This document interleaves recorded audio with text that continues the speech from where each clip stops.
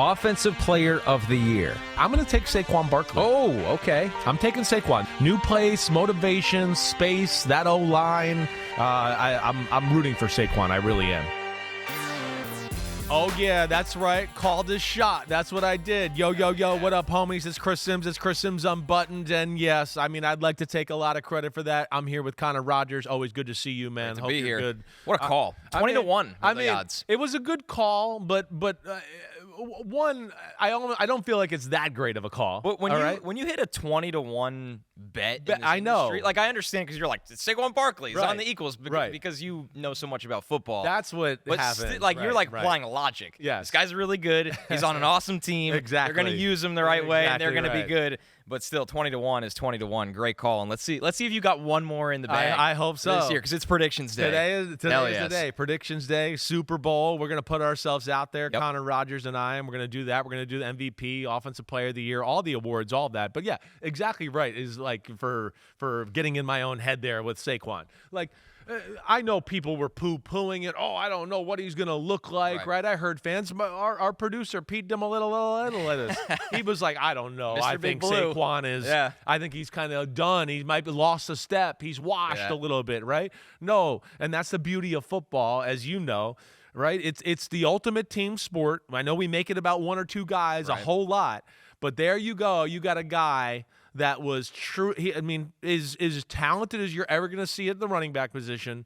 Truly a Hall of Fame, all-time great talent that none of us could really see because the team that he was on could not provide the help for him to show us his full array of skills, right? And then you get on a team with the Eagles and you go, oh my gosh, is he the best running back I've ever seen? Right. I mean, it went quickly into that conversation, and that's why football can be a brutal and awesome sport at the same time. Especially that position. Right. When you think of, look at what we just saw with Sam Darnold at quarterback last year. Like, football is one of the rare sports that a guy can totally change the narrative about himself when the environment changes. Exactly right. Feels like with baseball, a lot of times, and maybe not with pitching, but other positions, like you kind of are what you are really often. Sure. Right. A lot of sports are like that. Right. But football, man, it's if you have draft pedigree and then you get a second or third chance. Baker Mayfield went through this. Baker Mayfield, Geno Smith. Right. I mean, we can go on and on. Daniel Jones is going to get a chance this year. Let's see if he can rewrite his story. Absolutely. Yeah, but that's where football, you need the coaches, you need the support system. Tom Brady couldn't win the starting job at Michigan. Right? Because not that, there was some hype and all the other stuff, but then he gets in a place where they believe in him, they start to formulate the offense around him, they got all that, and it explodes into something special that way. That's all I'm trying to say there. Football's awesome that way. We got a lot of football to talk about. We do. We got playoff predictions. We're going to predict the division winners. We're going to predict the awards from Offensive and Defensive Rookie of the Year, Offensive and Defensive Player of the Year, of course, the MVP. But before we do any NFL, Chris, we do have two NFL-esque level storylines from the college level right now that there's no way we could start this show and not talk about Arch Manning, which we'll get to him in a second, but Bill Belichick, his team giving up the most points a Belichick coach team has ever allowed. Ever. They gave up 48 points to TCU. The previous one was the Patriots when they lost in the 2021 wildcard to Buffalo. They gave up 47 points. This is an era that couldn't have started worse for Bill Belichick at UNC. Almost 550 yards of total offense. And, I mean, come on, they didn't even put their foot on the gas pedal in the second half of the football game. Kind of was like, let's get to the end here. They just coasted. Right. So, not a good look. I think, like, two things. One, I was amazed at the show of it. Right. Like who was there and everything. Right, everything. I did not realize ESPN was going all in on it like that. And I did not realize North Carolina was going all in either with alumni and all the famous people that we saw. Right. That to me, I guess, did catch me by surprise a little bit. One, I don't know why. I guess because they don't have great expectations this year. Sure. I wasn't sure if Belichick would allow that to happen. Because it's been loud. It's been loud. And he just, hey, let us play a game here before we start throwing a parade for how great we are, right? That's usually how he reacts. But at the same time, I don't know who this Bill Belichick is anymore. Okay? I'm sorry. I really don't. But I think you saw the first drive and you went, ooh, wow. Man, is Belichick and what he does, is this going to translate right away to the college football game? Yeah. No, it's not. It's not. It's going to take a minute. It might take a while. I don't know if it'll ever happen. That's what I question. One, we know their talent's not top notch, right? So I don't expect to be blown away by that. But even within that, watching the game last night, I was a little underwhelmed by even what I expected, and I did not have a high bar. I sat there in the second quarter going, there's not one guy that really jumps out to me to go, ooh, wow, right? So that's going to make things tough. And then I think where I was a little disappointed is, listen, I know how New England operates. I know how Bill Belichick operates. I've been around that crew and all that. Yeah. They're very much into, we're going to perfect the basics before we move on to the next step. The problem is it still looked like that last night. And it's not the NFL where, players can go always above and beyond what they're asked to do. And you got a Richard Seymour where they're like, hey, we want you to just win this gap every time. And he's like, okay, I'm Richard Seymour. I'll win the gap every time. Sure, no problem. You're not going to have those guys at North Carolina all the time. And to me, where I was a little underwhelmed with all of it was the X's and O's in the scheme. It was very basic on both sides of the ball. They'd show a replay. I'd go, whoa, they're playing cover 3. Oh, there's another. Whoa, they're playing normal man-to-man.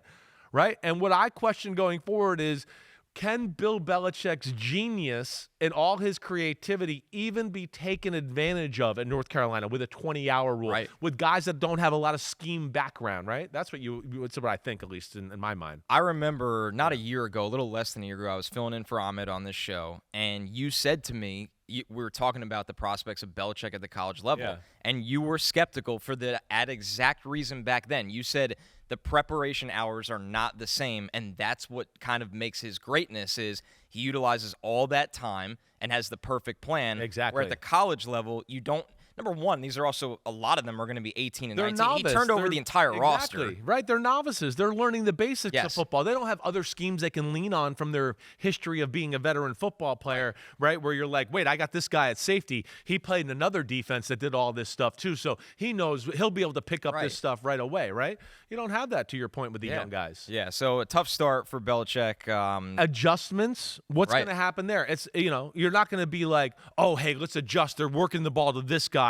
Let's double the slot now and play some intricate zone coverage over here. Like, can you coach that? Can he do that enough in college football? I don't know. I don't know if all the greatness of what he can bring to the NFL, because of the things you mentioned, if he can do that at the college level, let alone have these guys long enough and be there long enough for year after year after year to maybe where you can get the program to that point, to where you can get it high functioning. Hey, we can do a lot of different defenses and be creative, and therefore I can make game plan adjustments. They're big question marks to me as we go forward. Being outcoached is one thing, especially as he tries to get this roster right. But once again, the girlfriend on the sideline. I just am amazed by this. Because of how public and how much of a PR nightmare this was leading up to the season, that you thought they'd probably want this to just completely fade away, and here it is during the game. Yeah, well, I mean, there's players on the field behind I this. think this is pregame, right? Okay, they're warming up. So it's pregame warm-ups, but it still holds true, right? I mean, again, I would think it would be hard to find anybody, head coach, big time. I didn't see Ryan Day's wife or anybody on the sideline. I didn't see. You don't see this at the high school level of football. I didn't see them on the sidelines in the pregame. There's a lot of weird things with Belichick right now, and I think a lot of people are questioning where he's at. He's got a last few years of coaching of, like, we can question and go, what happened to Bill Belichick? What alien invaded his body, and what happened to him? Right. Because all the things he preached forever seem to have gone by the wayside a little bit here, and it seems hypocritical to a degree. That's the bottom line. And then, of course, he's got a lot of people that they want to see him fail. They want to see him fail for years of him thinking he's above people, mistreating people in the media. I said this to Florio this morning. A lot of the NFL, I mean, even when I was playing back 15 years ago, they didn't like Belichick in New England because they felt like they held themselves in some regard that was just better than everybody else. I had coaches that were like, oh, you mean New England, the team that invented football, right? We wouldn't That's always what you hear. Whoa, they invented football. We didn't even know what we were doing before they got here, right? So those are things that have always been going around, and that's why I think you're going to see, him under the spotlight even a little bit more, because I think people are relishing on watching him fail a little bit here as we go forward. I totally agree. I remember when I got on the scouting trail, I started going to, like, the Senior Bowl, the Combine, a lot of games, and be on the sideline warm-ups back in 2017 from then. And when you start to meet younger scouts or executives or people along those lines, I was always surprised how they would root for his draft classes to fail. Right. With very little background. It was just kind of what you said. There was just a feeling of obnosity there it was always startling to me. As a young person in the industry, I was like, oh, he not burned bridges, but there is a natural dislike. And part of that is because of how great he was. Right. But part of that is also how he carries himself. So I agree with you that there's a large portion of people that are rooting for this to fail. Definitely. And we know there's ones that are rooting for it, and they're going to make up their reasons, and so be it. Again, it's the first game. It's not easy. Right. But I as a guy that sit here and tell you this is the greatest coach in the history of any sport I've ever seen, I do feel like, I get scared about his legacy a little bit. Because you hear it already. Oh, look, without Tom Brady, he's just not very good. And I hate that. Yeah. I don't agree with that. But I understand it. And also I think on top of that, I just want to be like, he's made decisions the last few years, starting with the year with Mac Jones and Joe Judge and Matt Patricia being offensive coordinators, even though they never coached offense ever in their life. Ever since then, it just seems like it's been one odd decision after another from Bill Belichick. And that's where, I'm interested to see where this goes, how competitive they can be. But yeah, I was really taken back by the simplicity of the game plan on both sides of the ball. I thought, listen, you're not that talented. I know that. Right? But I thought there might be a few moments in the game where, oh, wait, we're losing momentum. We're starting to lose control here. I have a cute little creative thing we've practiced all training camp. We're going to unveil this trick play here or whatever, just to switch the tides of momentum a little bit. And that never happened. And that's where I think I was just a little surprised more than anything. The other college storyline that the NFL definitely has their eyes on, Arch Manning struggles in Texas. Sorry, Chris, the Texas loss at Ohio State, which I want to hear all your thoughts on Arch because that's the talk of town right now. But I am mind blown by how little I've heard during this. That Ohio State defense is NFL front, NFL linebackers who took over the game, in my opinion, NFL corners, and a safety that is going to be a top 5 pick. Probably. I mean, which a safety is ridiculous. Right. Arch had a lot of struggles on his own. But I do want to start this by saying that Ohio State defense is unbelievable and maybe was even a little somehow underappreciated going into this game. Probably. Yeah. These are two. I mean, this story ain't over. No. Let's not panic here. I mean, Arch Manning's still going to be damn good, okay? These are maybe the most two talented teams in college football. I don't care what that game looked like, okay? And the other thing where I would stick up for Arch Manning right off the bat is just go, if you had to handpick the hardest situation to start your career on, this would be it. This was it. Oh, you get to go to Ohio State with, 7 first-rounders on their defense, or you know what I mean, 10, all 11 NFL players. That type. So against not Matt that. Patricia. And then you're on the road. Yeah. Right. You're on the road. You're making your first start. Okay, you have some new players around you because the NFL, like Ohio State, Texas is at a point now where it's just, hey, we lost a bunch of players in the NFL. It doesn't matter. We got NFL players to replace them. But still, there's time that takes to gel and get continuity.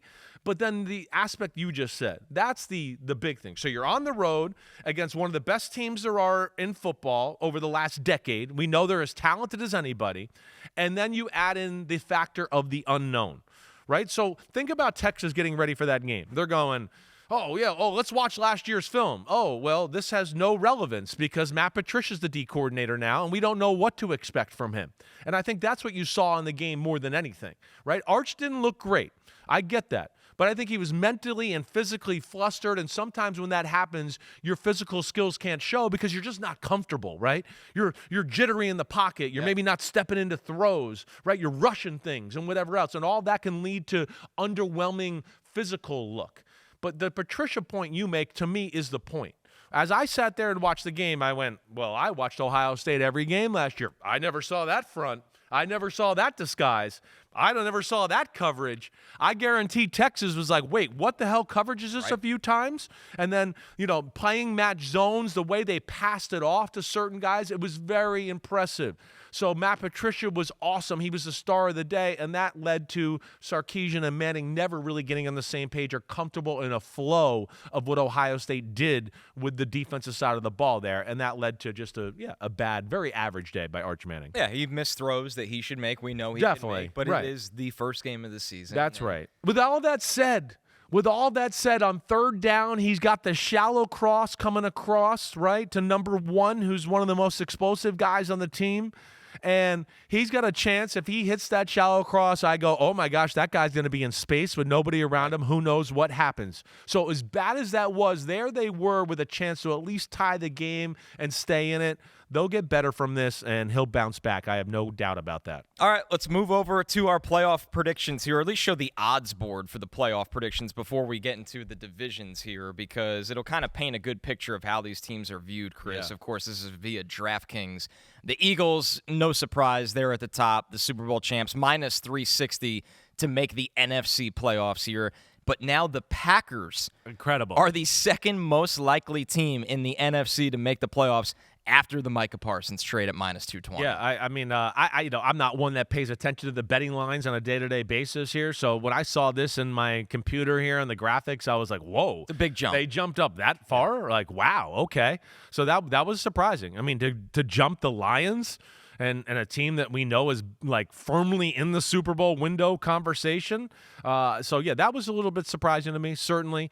I'm still shocked that the 49ers are the third team in the betting public's eyes as far as teams to make the playoffs. But either way, that was a big-time trade, as we know, with Micah Parsons. Like, unbelievable trade. I don't even know. Do we want to talk about that, or we'll wait till we get to the NFC North? But the Micah Parsons trade, I was blown away by it. I really was. Good for Green Bay. That's a move they usually don't make. It gives me shades of Reggie White going back there in the day. He's a special, special football player. We're in an era right now where we know the league is so close. The difference in games and winning or losing, we say it every week, is only like 2 or 3 plays in a game. Right. He's the type of guy that can make those 2 or 3 plays to help you win a football game. You got to have those guys right now in football. That's just the way it is, right? And so I really give the Packers a lot of credit. I knew they were interested in Micah all along. What I did know is Dallas just wasn't taking any conversations, right? And that was really the thing. Like, there's some teams interested. And I knew from some people around the league that the Packers had a package ready. This was sitting there for a while. They were ready. But I don't think Dallas really engaged into talks until last week. And, of course, then all of a sudden they talk and it happens, and boom, he's out the door, and see you later. I think that it's so hard to evaluate this trade on who won. Right. Because you're really never going to win a trade when you trade a player like Micah Parsons. Yeah, right. But I still think it's fair to say Dallas didn't get enough. My problem is, listen, the 2 first-round picks, that's kind of baked in when you get a player like this. Yeah. If getting a veteran meant so much to you, Kenny Clark did not have a good year last year. I understand he was playing hurt. Right. I understand and all he's getting that. up there in age a little bit. But he's 30 right now. Right. So when you look at it, it just felt like maybe this was the best return they thought they got. I find it so hard to believe in this league that a guy like Micah Parsons, where the contract didn't shock me. I mean, it's Micah Parsons. Definitely. Prime of his career, still going up. Right. Right. No doubt about it. I thought Dallas could have done a little better than this. Forget that the first-round picks should most likely be after pick 22 of the first round the next 2 years. Right. It just feels like they could have got a player that was more in his prime in return, and instead you got a guy where he's probably going on the backside of his career. That's the part I did not like. Well, they didn't play their cards right from the get-go. They Right. can say all they want, that they were thinking about this in the spring and blah, blah, blah. Like, yeah, bullcrap. They were always hopeful that they could sign him to a deal that they dealed, right, that Jerry said. So now all of a sudden they want to trade him, even though he agreed to a deal, right? Jerry said they shook on a deal, but now he wanted to trade him all offseason. Like it's 1973. Right. Challenge flag, Yeah. negative Ghost Rider. Right? So that was all about either a handshake deal or we're going to try to keep you on this 5th-year option deal. That's all it was about. They messed it up. They didn't plan it right. They never attacked it right. They were late to get in on the talks altogether. So yeah, with all of that, and then of course the below the belt shots they took at him, it became to a point, as I said many times, where Micah Parsons wanted out. I knew he wanted out. He's not the type of guy that puts that comment out unless he's like, I'm ready to make that move. So they messed up that whole situation. And yeah, this is the time of the year here where you're not going to maximize trade value. Certain teams are like, wait, we don't have an interior lineman to give you right now. It's too late in the process. If we give him away, we have no run defense at all. Green Bay was one of the few teams that said, hey, we have depth and versatility. We feel okay about giving this guy away. We got some other guys here. We're going to be all right. And then, yes, but I'm with you. I mean, Pete's right in here. What was a bigger addition, Micah to the Packers or Khalil Mack to the Bears? That's not even close. It's Micah. I think by far. I mean, Khalil Mack was awesome, but he's not Micah Parsons. Right.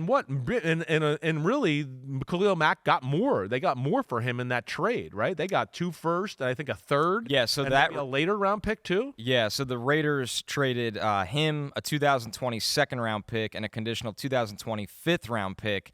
And then the Bears sent the 2019 first round pick that ended up being 24th overall, right? A 2020 first round pick that ended up being 19th overall, and then a 2019 sixth round pick, and a 2020 third round pick. That's what I was thinking. That's a big difference. That's a big difference, yeah. Right? By the way, you want to know what those picks turned into? Yeah, please let me know. So the 2019 first rounder was Josh Jacobs, right? The 2020 first rounder was top 20 pick Damon Arnett. Wow, that didn't work. And then they ended up trading that 6th round pick along with Kelechi Osemele to the Jets. And then the 2020 third round pick was wide receiver Bryan Edwards. Wow. That's about as bad as you could use the capital you got for trading a superstar. No question. And I like Josh Jacobs, but like that's a good one. But that's all you got to say. You didn't win that trade. And his best part of his career might be in Green Bay. Right. So we'll see. The thing I like is these are two teams, right, that are different points. I think the Cowboys, by making that trade, are also kind of telling you, like, yeah, we don't think we're a Super Bowl team. We're actually going to think about the future a little now, right? We're not in that class. Green Bay is a team that's going, we're ready right now. We don't need the picks later on down the road. Our team is here. We're ready to go. We're in the Super Bowl window. We'll see where it goes. I'm very excited to see how this all shakes out. I think what Dallas fans are probably frustrated with, though, is it feels like we're 1 foot in and then 1 foot out. You just traded a day 2 pick for George Pickens in a contract year. So that's a move where it's like, hey, we're trying to get our offense over the hump because it's been CeeDee Lamb. Okay, now we got George Pickens. Dak Prescott's not getting any younger and is a guy with a lot of injuries for a 32-year-old quarterback. But then let's go trade our franchise player. But then let's go pay Deron Bland. And I'm not saying those moves in a nutshell are wrong. I like getting George Pickens. I like paying Bland. But then you trade Michael. It just feels like it's scattershot. There's no plan. That's exactly. It's very scattershot. And that's kind of what happens when you have an owner that operates like this. Yeah, he flies over by the seat football of his people pants at a little times. bit. He does. Yeah. Exactly right. He does. So, they don't handle the situations right. I go back to Florio said this. He wrote this article during the weekend, and I totally agree. Right, this was a chance for Dallas to set up like Nick Caserio did with Deshaun Watson. And setting it up, if they got out in front of this and they knew they were really serious about not wanting to sign him and trade him, back in like late March, early April, they could have set up the league to go, hey, he's available. We're only going to talk. Here's the bottom line basement price you have to start with to get at the table to talk, and then go from there. And they never got to that point because, despite what they say, they weren't planning on trading him. It's firing from the hip. Exactly. That's what right. it feels There's like. a lot of that. I think it could have been at least 3 ones or 2 ones and a younger player that's ascending. Right. Instead, they get 2 ones and a player that's trending the wrong way, and we'll see if he can kind of kill that narrative this year when he's healthy. Let's start with the NFC East then. After that long conversation of one of the most dominant players leaving the division, not a big surprise here, Chris, that the Eagles are minus 145 to win this division. As great as Washington was last year, the Eagles obviously coming off a Super Bowl, they're still a complete team. The Commanders are plus 205. Dallas is now plus 800. They are off the map now. Right. And then the Giants, who have done a lot of really good things, are still plus 1,900, as it's still a little bit of a transition for the Giants. Yeah, definitely, right. I mean, the Giants pain in the butt for sure, right? But I certainly don't see them as a playoff caliber football team. I'm certainly taking the Eagles. Got everybody that knows that listens to us and talks. I like the Eagles. The Eagles are the most well-constructed team I can remember. I mean, I'm dead serious. It's rare. I've made comments about them that I have not made comments about with any other team ever. So this is not like hot take or I'm trying to be, kiss the Eagles' butt. No, I am dead serious in what I say. The Eagles are up there with one of the most well-built teams I've ever can remember in my life. I've never had comments come out of my mouth that go, the offensive line rivals the Cowboys of the mid-'90s. That's insane, right? So it's one great position after another. Eagles. Yeah, fly, same Eagles, for me. fly. I mean, it's kind of a no-brainer here. Yeah. We'll see, though. The Commanders made a lot of moves this offseason to challenge them. They did. So They did. If Jaden Daniels can somehow even take it a step further, Yeah. this division will get interesting. But, we're both on the Eagles. The NFC North, which now features Micah Parsons. And since it features Micah Parsons, the Packers are the favorite at plus 165. Crazy. Amazing. The Lions are plus 190. The Vikings are only plus 360, and the Bears are plus 600. So, Chris, they're saying basically the markets think this division could be a 3-horse race if things go right for J.J. McCarthy. And for context, the Giants were plus 1,900 as the last team in the NFCs. Right. The Bears are only plus 600. So they think this division is as tight as it gets. I think it is. I mean, would it shock me if the Bears were in the playoffs? Like, it wouldn't shock me. I'm not going to pick it, right? Just to give full transparency of what's coming up here. But it wouldn't shock me.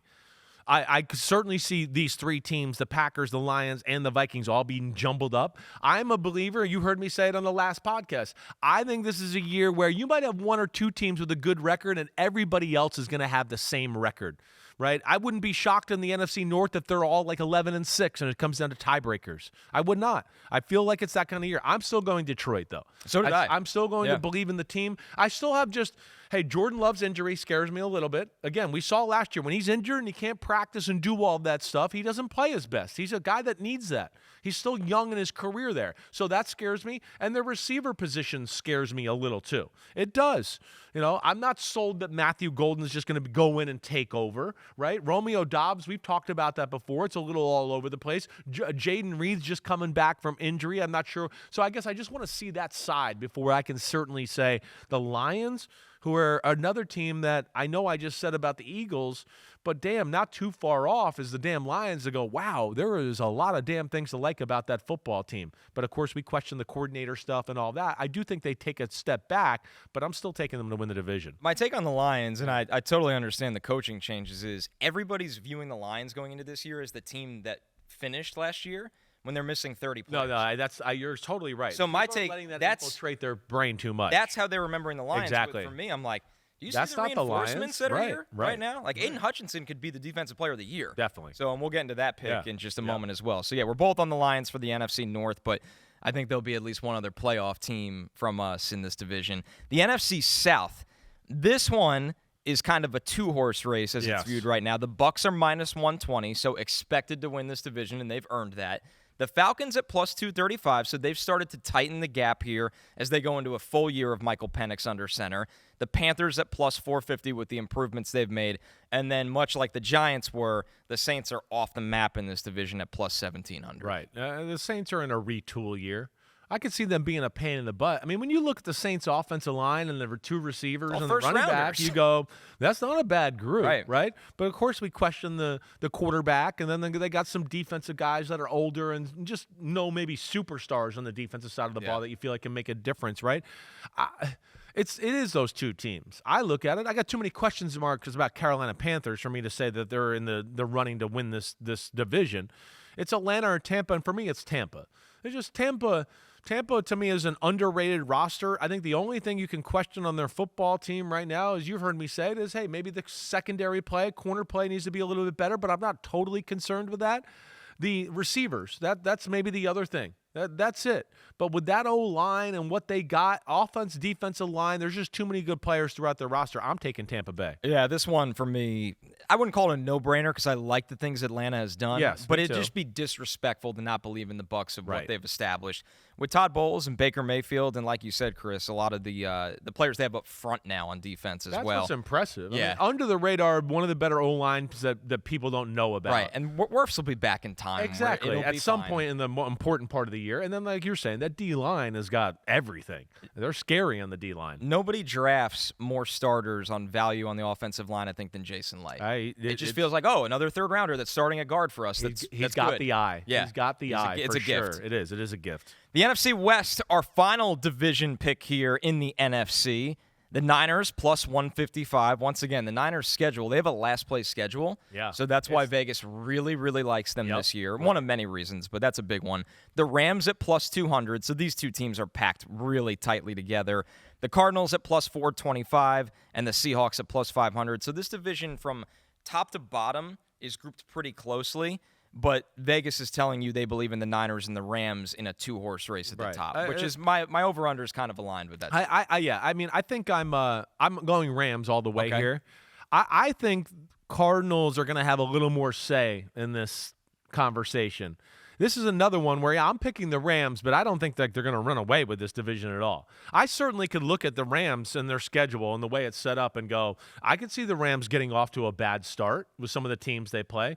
I could see them losing to the Texans week 1 and the Eagles in week 3 and being 1-2 out of the gates, or not have a great record through 5 or 6 weeks and then having to battle back.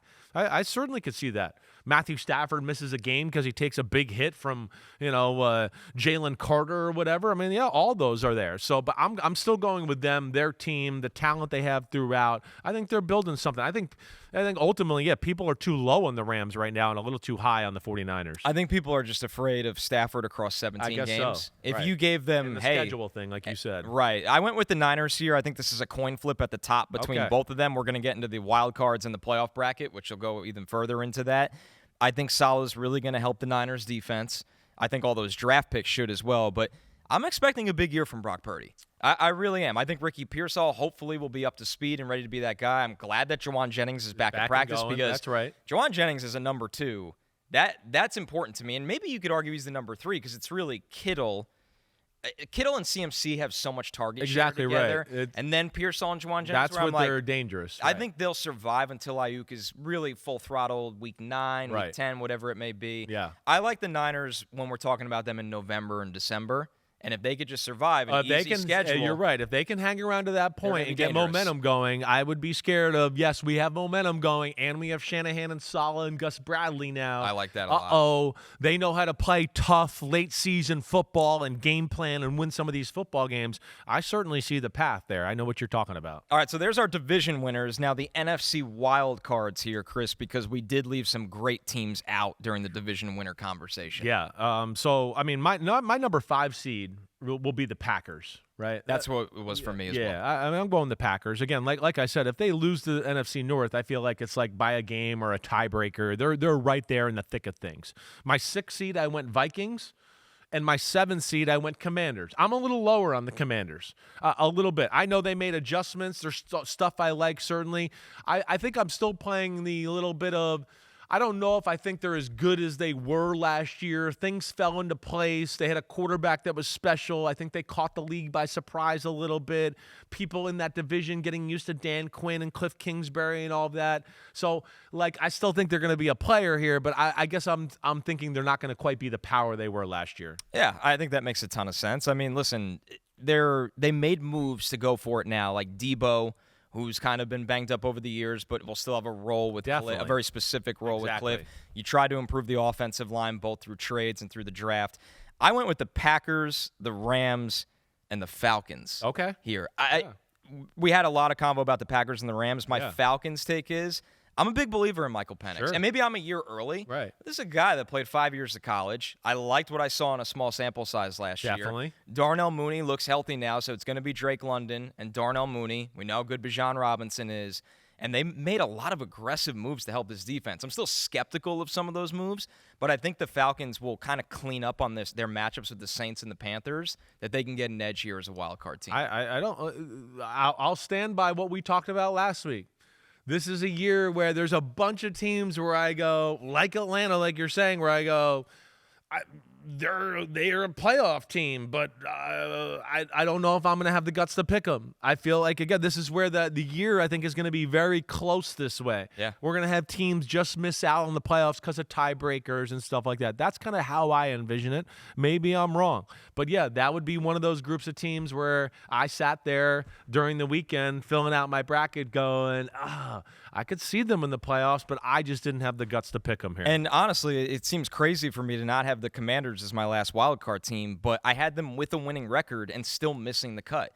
Because once again, the Falcons, I think, get to clean up on half of their division. Right. Where the Commanders, I think the Giants are going to play them tough. The Giants are going to be a pain in the butt. Dallas is still going to score points. Yes. And then you have the Eagles twice. Right. And the Commanders showed that. Like, they deserve the respect of that, but I think that's what puts them in a spot where we won 9 or maybe even 10 games, but this other team has been cleaning up on their schedule as well. Yeah, so yeah. It's that last wild card spot in the NFC is going to be a bloodbath. Definitely will be. It really definitely is. There's definitely more than 7 playoff-worthy teams, it seems like, in the NFC. Let's go to your playoff bracket. Yeah. This is where it gets really, really interesting, especially starting with that wild card. Yep. All right, so I got Lions-Commanders in the rematch of the divisional playoff game right off the bat, okay? So I got that. Then I got Vikings-Rams, oddly enough.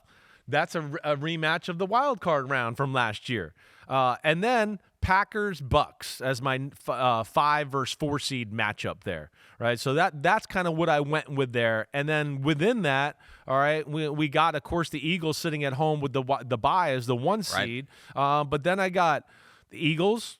I got the Vikings beating the Rams. That's a big upset. I'm going to go with I'm going to go with it. You know, again, there's always something that we don't expect to happen in the playoffs, like the Rams beating the Vikings last year. I don't think people thought that was going to happen for sure, at least the way it did. The Commanders making the NFC title game. Exactly right. You have to pick one of these. A few curveballs. Yeah, you can't go chalk all the way, or else there's no chance you'll be right. No way. And the Vikings to me are one of the teams that won the offseason. I'm a believer in the damn coaches on both sides of the ball. So, yeah, and I'm a believer that J.J. McCarthy's going to be okay here. And I think they're going to take a little different approach and run the ball a little more seriously this year, too. So, yeah, I got the Vikings upsetting the Rams. I got the Packers beating the Bucks. And I got the Lions beating the Commanders, which will then lead to the divisional round of Eagles versus Vikings. Taking the Eagles, everybody. You know that. Okay? And then Lions versus Packers. And I took the Lions. That would be an electric factory that would be if we amazing, had those two teams right? in the divisional. That would be amazing. Yeah. It would be. And that was one where, again, I picked the Packers to go to the Super Bowl last year. I'm a believer in the Packers. But I guess there's just, like I said earlier, some things I'd like to see first. I just don't trust it all the way. I do trust the Lions. So I got Eagles-Lions and the matchup we thought we'd saw last year in the NFC Championship game. Okay? And then, of course, I have – do I want me to say it? Do we want me to say who I'm – Yeah. All right. I'm going Eagles, beating the Lions to go to the Return Super Super Bowl Bowl again. for 3 out of 4 years and second year in a row. Yes, I'm going Eagles. I mean, it's one of those stances that until you see something different, there's not a lot of reason to go the other way. Yeah. We have the same NFC Championship. Okay. I have the Lions against the Eagles. Okay. I have a weird feeling the Lions could pull it off. This is their year. All right. Everything went wrong for them at the end of the year, and they still clawed as much as they could. Eventually, you just war of attrition. Like, you run out of bodies. Right. And it felt like they ran out of bodies. And I know the Lions, there's probably going to be a point of this season in October or even September where everyone's looking around and going, God, they miss Ben Johnson or they miss Aaron Glenn. Sure. We're going to have those conversations.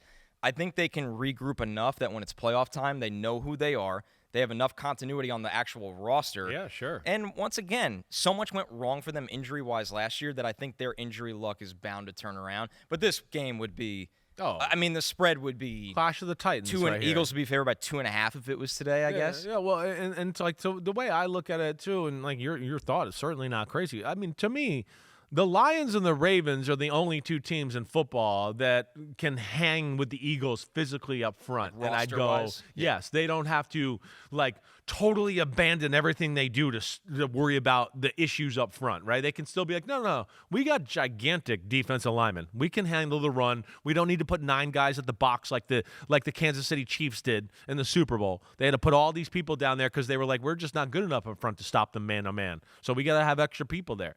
So they have that advantage there, certainly. And then on the other side of the ball, we know their O-line is big and good enough, too, to where you just go, I have a hard time thinking Philly can just totally obliterate and overpower them that way as well. So that's where it would be the Clash of the Titans in the NFC Championship game. You have a new co-host sitting here today, but the pick with Detroit Lions doesn't change. Hey, I was laughing when I picked that. I was like, oh, man, I'm really just taking on Ahmed's energy here and going with the Lions. Seriously. He's going to be so happy to hear that. I know.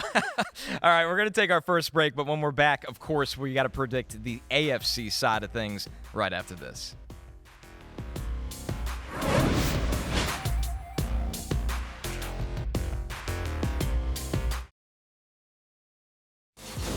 We're giving our predictions. Time for you to give yours too. Scan on the QR code on the screen. We'll also post this on social media, of course, to fill out your 2025 NFL predictions. We'll have some fun tracking your responses. Bring it. Throughout the season. Contest closes at Thursday, 5 p.m. Eastern Time. You shall not beat us. Everybody, if everybody hates our predictions, they can make our own this year. Then they could be like, I was right. You idiots are wrong. Yeah, hey, the homies have been good. They've gotten involved before, and we've had some homies that have certainly outsmarted me. I don't like that. So I'm coming back with a vengeance this year. Well, it's time for us for the AFC playoff side of things, and let's take a look at the odds board on this from DraftKings. This actually has even bigger favorites. The Bills at minus 800, the Ravens at minus 650, the Chiefs at minus 350. Essentially, they're almost writing these three teams in ink, Chris. Of course, that's without any injury woes or anything, but preseason as it stands. The Broncos getting some respect at minus 165. The Bengals at minus 140. The Chargers and Texans both at minus 130. And then you get into some teams that are on the outside looking in, like the Steelers at plus 110. We'll see what they look like with Rodgers. And we've talked about New England a lot. They're plus 115 with all the changes they made in one offseason. Yeah, well, again, it's another one here where you look at it and you go, I feel like the AFC is going to be like I talked about with the NFC. It's going to be jumbled up. It's going to be tight. You're going to have teams where you go, that's kind of a playoff team, and they didn't get in because they lost with a tiebreaker or by one game or whatever. I do feel like that way. Again, like what I said with the NFC, there's a number of teams here where I went, I think they're kind of playoff-ish team, but I don't have the guts to pick them. And there was a number of them here all together. I'm going with Buffalo in the AFC East for sure. Feels like it'd be crazy not to. Crazy. There's just nothing to. I don't love the way Buffalo looked in the preseason. I'll say that. And I know they didn't play a ton of the starters and all that. But you don't like that typically anyway. I don't like that. I like to see starters. And then we did see the starters a little bit in game one, and it didn't look all that great. And I am one a little bit like, I know the second and third team, whatever. But I do think there's like some carryover there. If the second team doesn't look good and it looks a little sloppy, more times than not, I promise you the first team's not looking that great and sloppy in practice a little too, right? So those are things that I look at to where I think Buffalo, of course, is damn good, and they got a quarterback that's as special as it gets. But I'm taking them to win the AFC East for sure. Too many question marks with all the other teams. Yeah, by far. I took the Bills as well. Kind of an interesting quote here from Josh Allen talking about working on his mechanics during this offseason. I was getting a little funkier with my mechanics last year, and that's a shoulder, an elbow here and there, and still trying to rep these drills and understanding wide base, get my left foot open, keep my left shoulder closed, and turn it through. And eventually at some point it becomes muscle memory, and I won't even have to worry about it. So, Chris, in layman's terms, what is he talking about here? Well, he's talking about that his mechanics were off a little last year.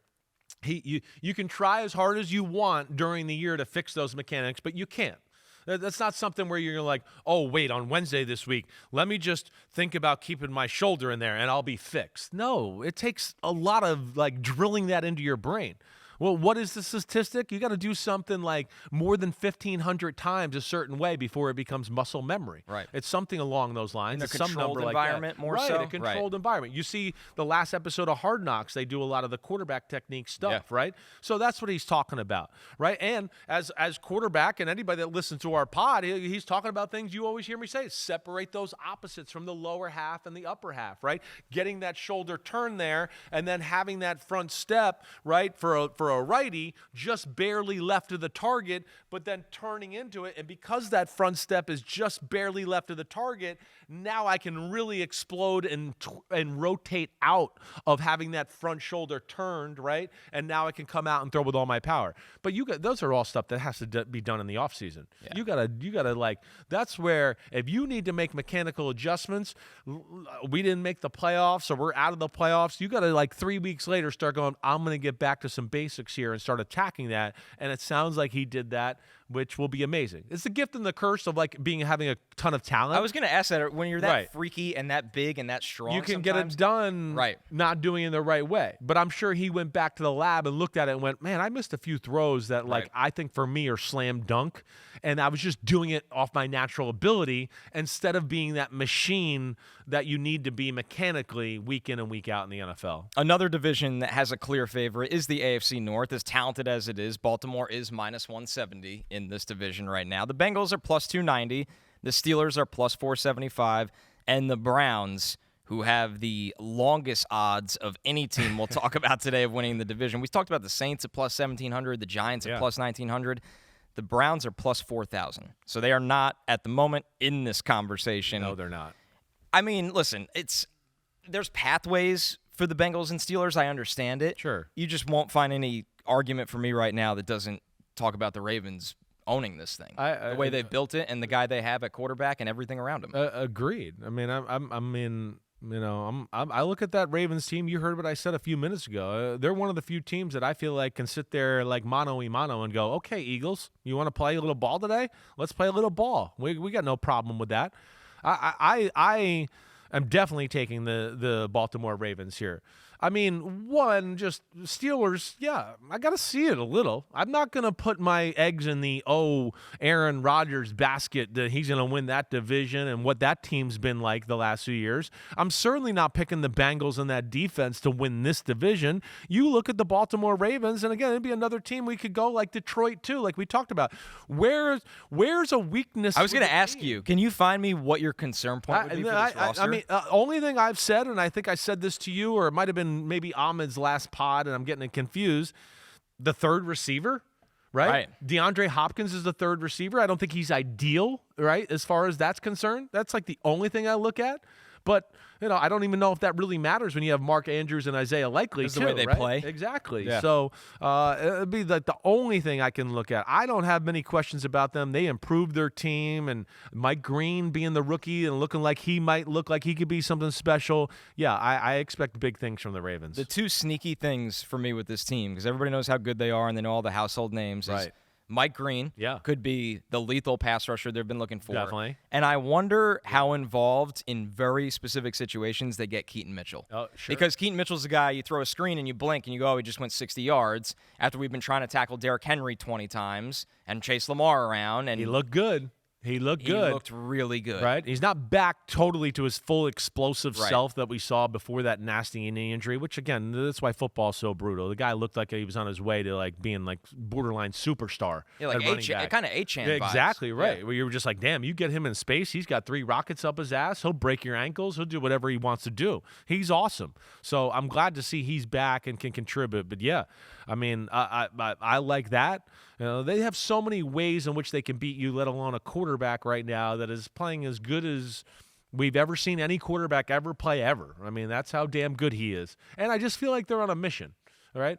I mean, like they feel like this is a big year. They know it. There's going to be changes to this team after this year because of some of the salary cap and contracts they have. This is really, I think, maybe the last year of the lifeline of this team. So with all that, I'm expecting big things from them. The AFC South, this one is grouped a little bit closer, at least from top to bottom. Houston's at the top. They're plus 105. Jacksonville's plus 280. The Colts still plus 400. Yeah. Even with Daniel Jones starting, the Colts are not off the map here. And even Tennessee. You want to talk about the team with the longest odds at the end of the division. They're only plus 650. So the market is telling you there's a world where the Titans surprise some people, where they don't feel that way about the Browns. They don't feel that way about the Saints. This one, Chris, I think that anybody in the world could pick any of the 4 teams, and I don't think anyone would go, you're absolutely nuts. Definitely not. I mean, I guess Tennessee, if you pick Tennessee, I'd probably go, you're going to go to Tennessee to win the division? I could see them being way better than people think and all that. It's a big jump. But that's a big jump. That one maybe would surprise you. The other 3, though, I'm with you 100%. And this is one, too. I'm a Jacksonville, okay, is a team I've looked at and I've been like, I kind of like the way they looked in the preseason. And again, them and the Colts, teams where, as we get here, where I've been talking, it was like, they got some playoff caliber stuff in their team. But do I have the guts to pick them to go to the playoffs? I don't know. I'm taking Houston. I'm bullish on Houston. I think their defense will be in the conversation for the best in football this year. I think C.J. Stroud, with the new offense and everything they do, will only be better. I know we have the offensive line questions, right? I just, like I've told you, I have faith and a little knowledge down there that they like that group down there, and I think they'll be okay. So, yeah, I'm riding Houston in the AFC South. I did go with Jacksonville. Okay, you did. I bought in all the way on Liam Cohen and what this offense can be. This is going to be Trevor Lawrence's best year as a pro. Right. But also quietly, I think this defense will really clean up a lot of the mistakes they made on the back end. And some of that is just getting healthy at corner. I think this front 4 is really, really good. It is very good. I think it can carry them throughout stretches. And when they play the Texans, that's the number one talking point of the game to me. Definitely. Can the Texans block Jacksonville's defensive line? Yeah, sure. So I think it'll be really close. But I wanted to take a not favorite at least one time here or there, and I'm like, I could talk myself into Jacksonville. I don't think you're crazy. Trevor looked awesome in the preseason. I think he's ready. The team has a look of a lot of studs across the board. And you said Liam Cohen. I'm a huge Liam Cohen fan. They got weaponry at the wide receiver. Their running backs are good. Their O-line's better, and they're going to be a better running team because of Liam Cohen. The other guy is Anthony Campanile, the defensive coordinator. I think the world of. I know I'm a little biased. I've known him since he was like 5 years old, okay? But he's good. He can coach some ball. He's been around some really good coaches, and we were talking about that. I mean, that was who'd they play in their last preseason game? Who was it? Because it was their number 2 defense stopping Tua in the number 1 Miami offense without Tyreek Hill, and they couldn't do anything. I thought that was pretty interesting. But yeah, I hear you about Jacksonville, buddy. Yeah, that's one of my upsets here. And then the AFC West is our final AFC division. The Chiefs are the favorite at -115, but a lot of love for Denver at +250. The Chargers, they had a brutal summer injury to Rashawn Slater, but they're still +360. They're still in this thing. Yep. The Raiders kind of off the board at +2200 here, Chris. I'm going Denver. I like it. You've stuck to this one now. No, I've been to Denver. I'm going. I think this is the year, right? And I'm scared a little. I'm scared because the Chiefs look good. Especially the last preseason game, and the O-lineman, and Mahomes looks really good. And I know they're the type of group that's going to come back with vengeance. And they're the type of group that, like, hears things I say on social media, and they text me and, like, hey, you better watch it, man. We might be better. So they got me scared as shit over here, all right? I'm just going to say that. I'm taking the Broncos. I am. I've been believing in them all offseason. I do like their football team throughout. I really don't have many questions about them either. They're another one where you look at and go, oh, okay, maybe, the receiver position, we got to see some other guys bubble up there, but there's not many things to look at. I'm going to ride that this is the year the Broncos dethrone the Chiefs from winning the AFC West, which is what, 8 in a row? Is it 8 in a row? It's got to be. I think it's 8 in a row, but it's something like crazy. In cowardly fashion, I didn't bet against the Chiefs. I just don't have it in me. I just don't. Don't worry. It's kind of your Eagles argument where it's like, I'd like to see something different before I cross that line. Hopefully you're a year early rather than me being a year late here. The Chiefs were 1.5-point favorites in the Super Bowl. And it feels like now is this an overreaction that the dynasty's over? Yeah. I mean, it does feel like they got embarrassed in the Super Bowl. Right. But now everybody's kind of like, maybe that was the tipping point. But I don't know. It feels like Mahomes is going to take it. No, I understand the question about the overreaction and all that. And I don't think this means their dynasty is done. Right. I just kind of look at this. I'm playing a little bit of the percentages of like, damn, you can only climb the mountain so many times here. I think this is a year maybe where they just don't play their best ball all the time. Yeah. But I'm questioning all of that. And I think why we're talking about all this stuff a little bit for a team that was favored in the Super Bowl. First off, if you listen to me, there no point did I tell you I think they were going to win the Super Bowl. Right? I was one that was going down the stretch last year going, the Eagles are going to win the Super Bowl, and they're going to beat the Kansas City Chiefs in the Super Bowl.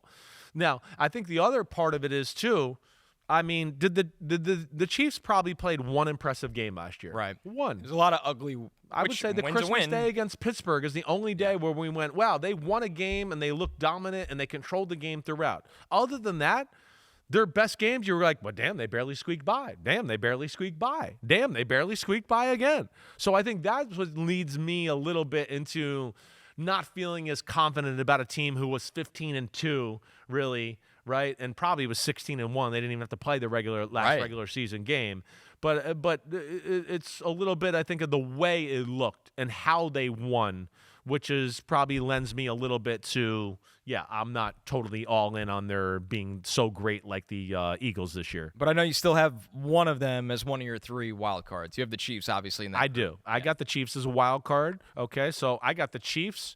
I got the Chargers. All right. And then my curveball, which is I don't think going to be like shocking, is I got the Patriots. Right. So I went Chiefs 5 seed, Chargers 6 seed. I still believe them without Rashawn Slater. I'm in on it. And then, the Patriots are going to be the team I take that kind of are the different team out of nowhere Flips this year. The script a little bit. Yeah. So, like you, I went with 3 teams from the West as well. I had the Chiefs winning, but I still have the Chargers and the Broncos in the playoffs. Okay. They're just too good. Right. There should be 3 teams out of that division. I think the Raiders are going to be annoying. Yes. Not great, but they're going to be very, very annoying, and them against the Patriots week 1 will be really interesting. The last one was so hard. You went with the Patriots. It's really hard. I went with the Bengals. I don't love the Bengals. I love Joe Burrow and their offense. I think they're going to be playing like last year where it's like, hey, we got to go score 42 points probably to win today. but I think they're just so potent and powerful on offense that they find a way. And I think it also came down to, I don't really love the AFC East after Buffalo. New England will be better. Right. I don't really love the Steelers across a whole stretch with Aaron Rodgers. I hear you. And then the South, when you look at it, I'm confident in Jacksonville, but there's a lot of questions around the division as a whole. So I just went with who I thought has the most firepower. To me, it was the toughest decision I had to make doing this. Cincinnati, I went back and forth with, because first off, I want to see them in. I want to see Joe Burrow and Jamar Chase and T. Higgins in. Right. But I'm sorry, I just don't trust the defense right now. I could see them losing a handful of games when they still score 30 points. I don't think it's that crazy. So that's what I worry about. I do. But, I went, back and forth with the Jags, the Bengals, right? A little bit the Colts. And then the Chargers and the Patriots is the teams kind of at the end there where I was I'm not sure. There's a part of me that was not sure about the Chargers either.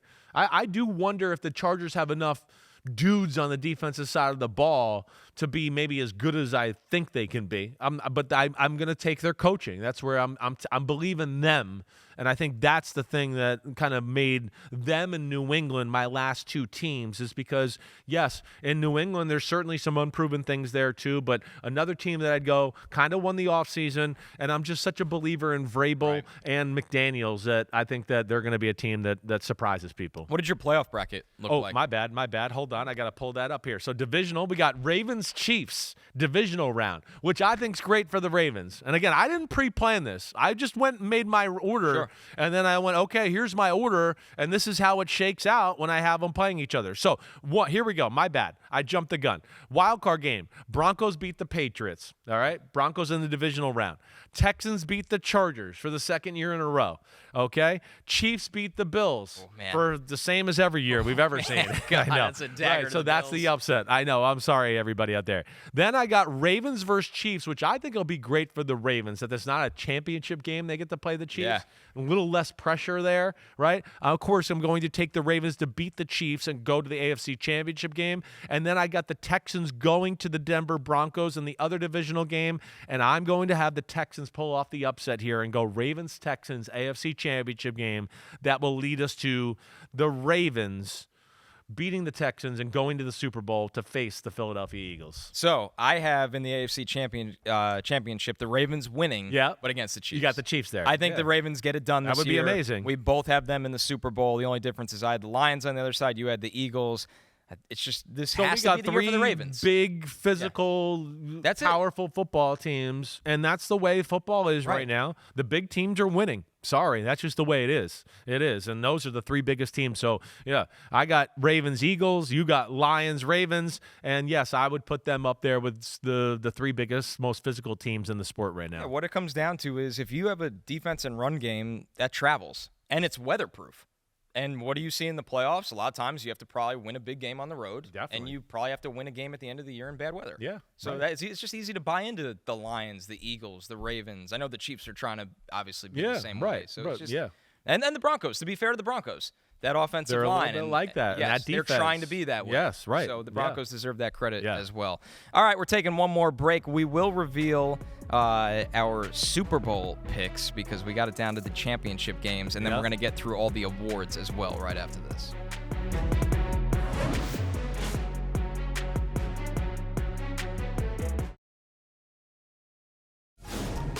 DraftKings is the official daily fantasy partner of the NFL, and right now, all Pick 6 customers can play free for a share of DraftKings' biggest bag ever. Hit all 6 picks for your cut of $1 million or more. Just download the Pick 6 app and use promo code UNBUTTONED when you sign up. Ride the upside with Pick 6. DraftKings Sportsbook, the crown is yours. Ride the upside. We love that one here. I don't know why when I say that I feel like I need to put a southern twang in it. Yeah, you do. You lean into your Kentucky self. My Kentucky, Texas self there. Ride the upside with Pick 6. So check this out from DraftKings. The 49ers and Bengals are the only teams that missed the playoffs last season to be favored to make it this year. Man, that's crazy. And that's questionable. And right. It's not layups. You know? Yeah. Not at all. Certainly some things there that you look at. But I understand that with those two teams being in the leader house. And it's interesting there that, the two teams after that, the Patriots, who we both like. I know you thought about putting them in the playoffs. I did. Yeah, and the Cardinals are another one of those teams that I think are on the short list of like,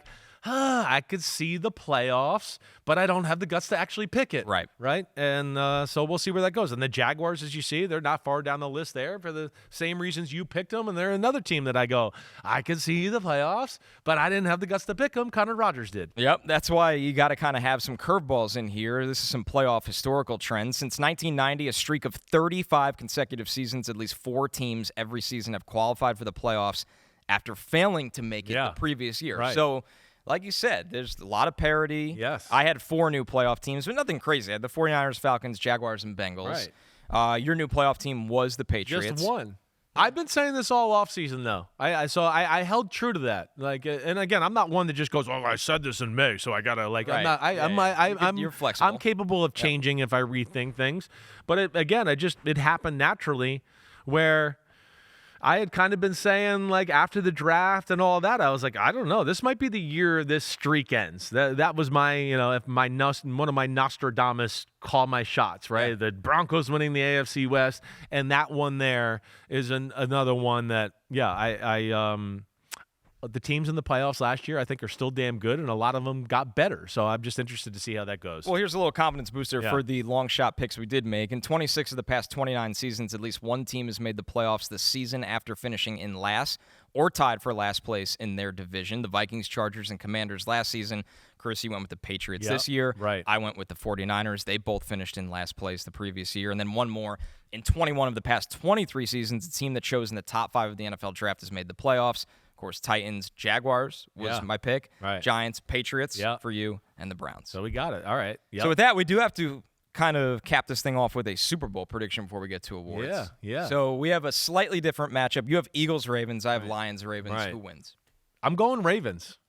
I think the Ravens are a team that can beat the Eagles. I feel like they're probably the toughest matchup for Philadelphia in all of the sport, right? Like we talked about before. Not weakness on their roster, just like the Eagles, but have the big people up front that they're not going to be, overpowered by the Eagles like they do with so many other teams. I think they got the corners on the outside where if they have to worry about stopping the run in a big moment, they'll go, wait, we trust our guys every now and then one-on-one with not a lot of help against A.J. Brown and Devontae Smith.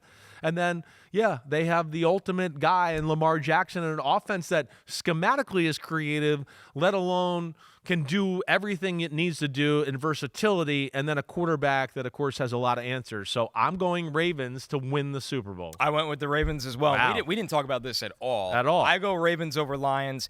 I think this is the year Lamar Jackson ends that narrative. Right. He can't win the big game, and it wasn't his fault last year. How many times do we have to say it? Mm-hmm. But I think it's what's under the hood with this team. I think it's that they have guys that can just get after the quarterback in a one-on-one situation. The secondary is going to clean up their issues of allowing the big play over the top. Yep. And that they are a team that's more than just Lamar and Derrick Henry. Definitely. Like, I think Rashad Bateman will be better this year. Right. Zay Flowers is a guy that makes the most of manufactured touches. Yeah. I like Keaton Mitchell as a change-of-pace guy when his legs are under him and ready. So we love the Ravens this year. We'll see what the homies predict. Wow, that's amazing, though. Yeah. It's my favorite roster in the NFL. Yeah, all right. That's good and to it's hear. it's kind of like, okay, now it's time. Right. How many times can and people could make that argument for the Bills and the Lions. Sure. How many times can you come up short? Yeah. But for the Ravens, they're the ones I have the most confidence No, and I'm with you there. I would say it's the second best roster in football. You think it's a little bit better than I do, but yeah, it's awesome. That's for sure. And it's not so much behind the Eagles that I go, there's a big difference. I mean, it's like it's A and A1 as far as rosters are concerned. All right, let's see if you can once again kind of call my shot. Call your shot here with the award. We're going to start with MVP before Offensive Player of the Year. This board won't surprise anybody. Lamar Jackson, Joe Burrow, Josh Allen are at the top there. Plus 550 for Jackson and Burrow, plus 600 for Allen. Mahomes at plus 700. It's a quarterback award. It is. It's gotten a little too much, probably, right? Surprise pick here for you, or are you like one of the chalky guys? I like one of the chalky. There was a little bit of a part of me that went like, maybe we'll just take Saquon Barkley for the MVP this year. I honestly thought about it. But then I went, Jalen Hurts is going to throw the ball better this year, and that's going to hurt Saquon Barkley's ability to get 2,000 yards and do that time. I'm going Lamar Jackson.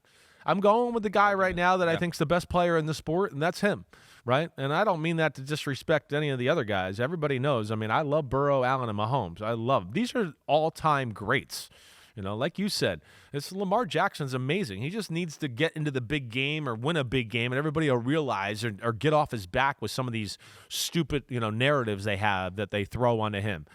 So yeah, I go Lamar. Yeah, the top four, we know that.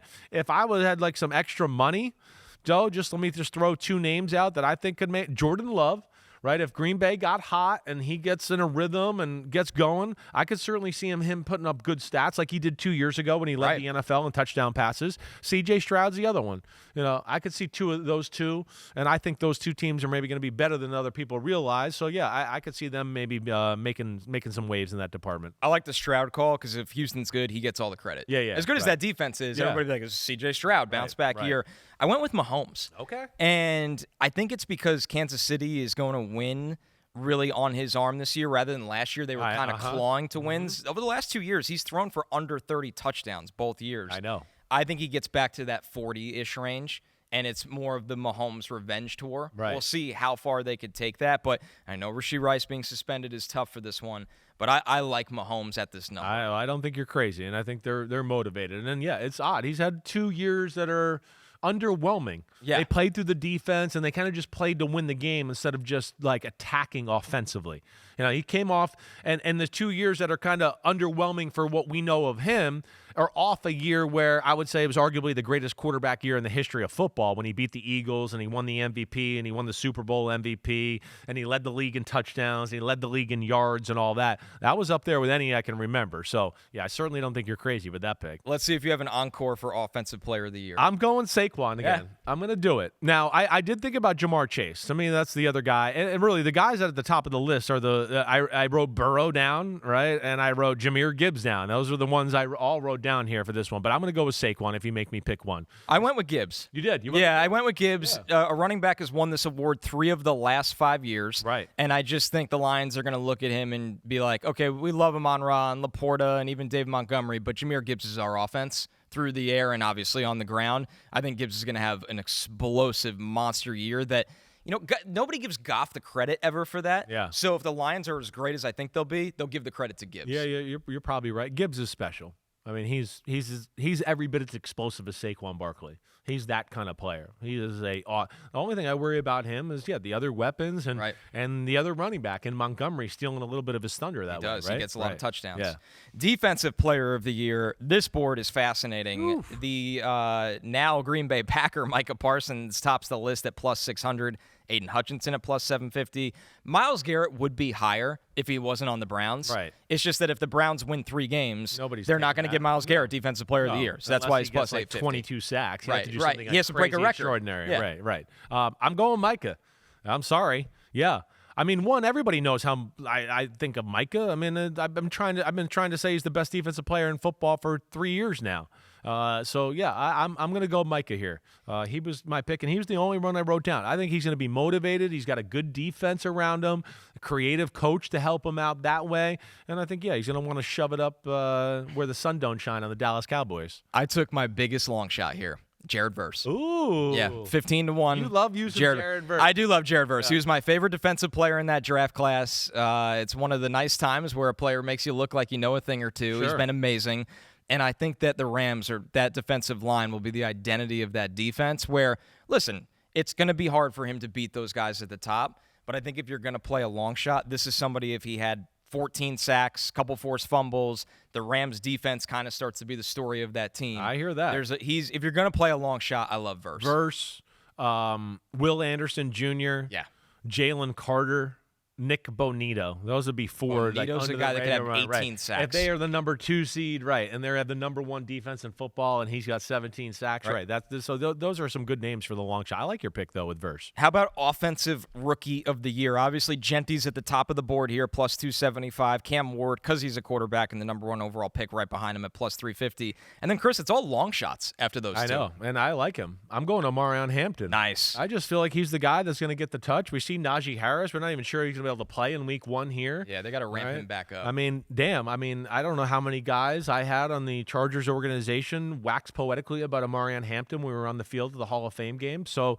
I'm going to ride that. And the fact that we know they're going to run the ball and play Jim Harbaugh football. Yeah, Omarion Hampton, Rookie of the Year. I love that pick. Hampton should be the guy in that backfield even after signing Najee. Yes. I went with Travis Hunter here. Now, the hard thing with this one is he going to get enough work on offense to win this award? Yes. Well, my argument with Travis Hunter is, say Genty is just solid, Cam Ward's team doesn't win enough games, Hampton loses some of his work at some point in the season because that's how they always split up their backfield. Hunter, as Liam Cohen's number 2 receiver, could have over 1,000 yards. And everybody's like, oh, he's playing some defense, and he had 1,100 receiving yards, and he caught 7 touchdowns. It would be a Garrett Wilson kind of offensive rookie of the year where you're not like Puka Nacua, C.J. Stroud. Yeah. But Hunter, I think, is only priced here because people are scared how much defense he plays. Yeah, that's right. I like your pick, though.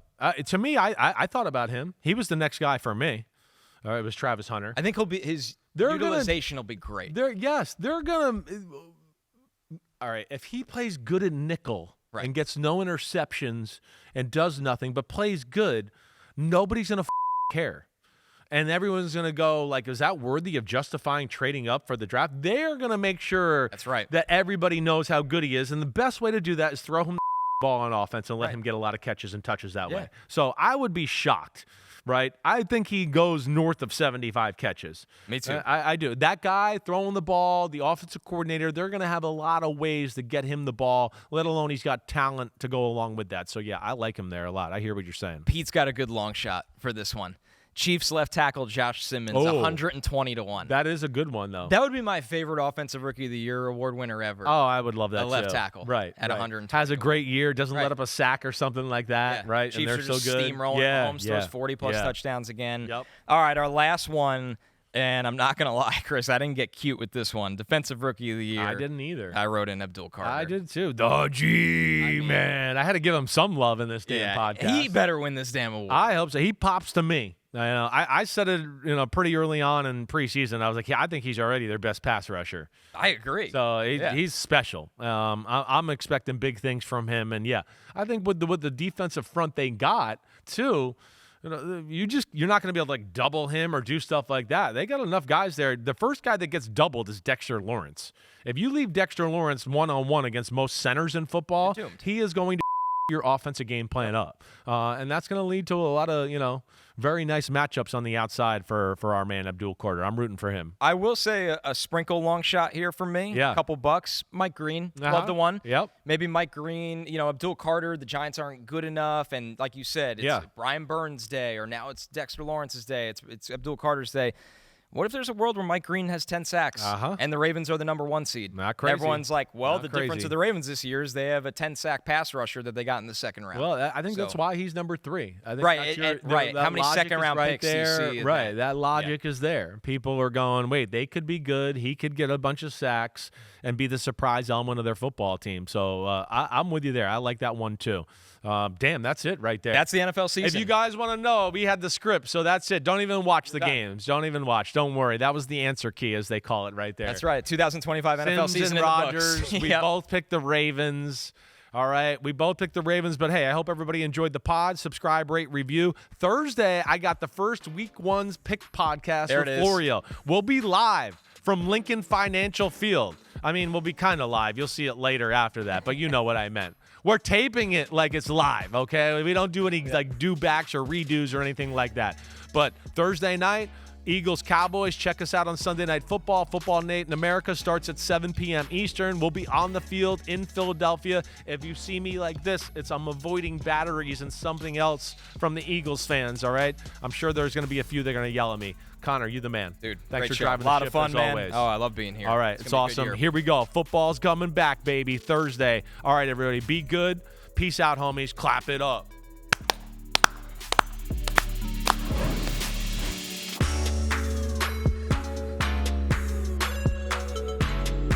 Yo, homies, what's up? Thanks for watching Chris Simms Unbuttoned. And just because the weather's warm doesn't mean football ain't still on our brains right here. We are still working, so smash that subscribe button. We got all the training camp news, preseason news, everything up until kickoff night. Thanks for watching. And again, remember to hit that subscribe button. Peace out, homies.